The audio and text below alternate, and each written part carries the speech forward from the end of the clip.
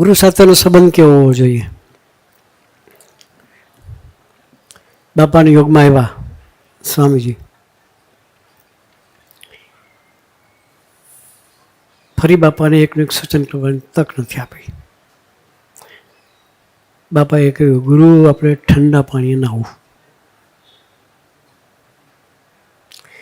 પછી એ શિયાળો હોય, ઉનાળો હોય કે ચોમાસું હોય, આજ્ઞા થઈ એટલે ડુ એન્ડ ડાય. બાપા સાથે હતા ત્યાં તો ઠંડા પાણી નહોતા હતા.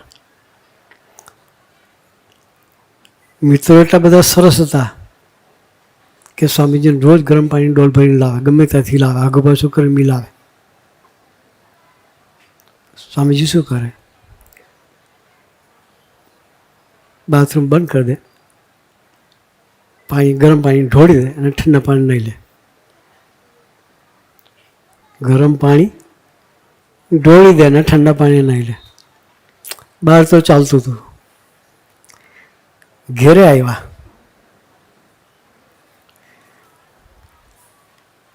રોજ એ પ્રમાણે કરે. એક દિવસ કંઈક ઉતાળમાં હશે, ઠંડા પાણી નાહી તો નાખ્યું, પણ ગરમ પાણી ઢોળવાની રહી ગઈ.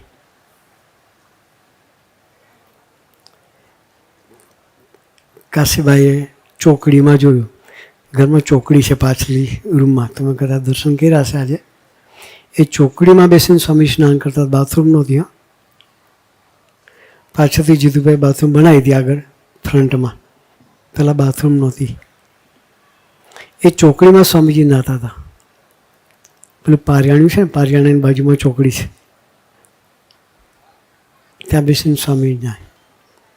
તે ડોલ ઢોળવાની રહી ગઈ. કાશીબાઈ જોયું કે પ્રભુદાસ ઠંડા પાણી નાયા. બહારનો પ્રેમ એવો હતો એટલે એની આંખમાં આંસુ આવી ગયા. પછી પૂછ્યું કે તું ઠંડા પાણી નાયો?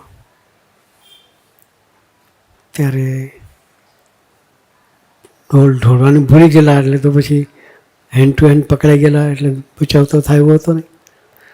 સંજય હા કે ઠંડા પાણી નાખ્યું.